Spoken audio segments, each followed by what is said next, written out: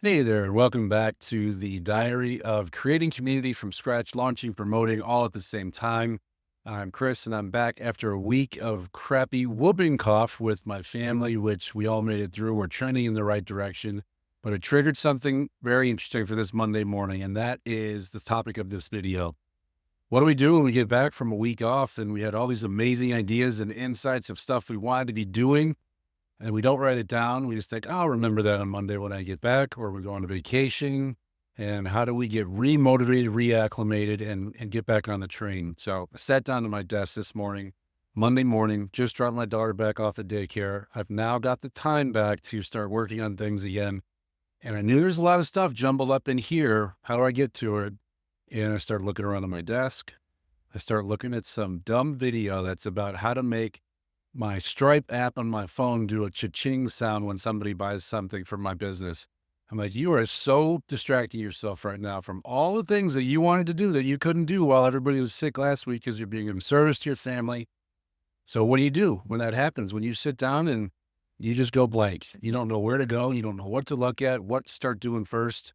So here's what works for me. And I'll also give you something from a friend of mine. So from a friend of mine, Tracy, she's a multidimensional healer and just amazing person, gives you homework from your soul. She says use voice to text. Go in, start a new email and just start speaking the ideas and then just email it to yourself. Great idea. So I had to mention that. In the moment, if you're off and you don't record things, try that. But here's what I did this morning that really worked, and I think it might be important for anyone out there that's busy doing stuff as a solopreneur. And that is, I sat down and I started making a list.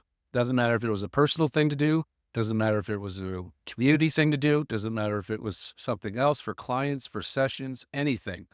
I started dumping it all out into a list. 1, 2, 3, 4. And I got 18 things on my list. So here's the important part. Making a list, everybody knows about that. But do you do this? Do you do the hardest thing first? The thing that you are likely to procrastinate is the thing that will probably move you the most that day and probably change your mindset, your outlook, and everything is getting that hard thing done. So I chose the hard stuff and started knocking them off one by one. And funnily enough, the hard thing for me, excuse me, I still a little lingering cough. The hardest thing for me was getting out and walking so that I could start getting my physical exertion back up and continue to kick this illness and get back into shape.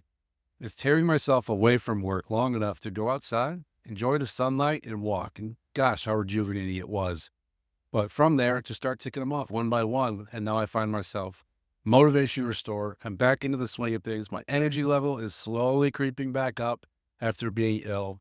So as you're out there creating your communities, creating your business, launching things, I hope this is helpful to you on your journey. And if it is, check the link below. There's a link to join my free community, which is community to clients free, where there's lots of value in there. I'm creating it from scratch, just like this video diary is the diary of doing that. So get in there while it's fresh, while it's new.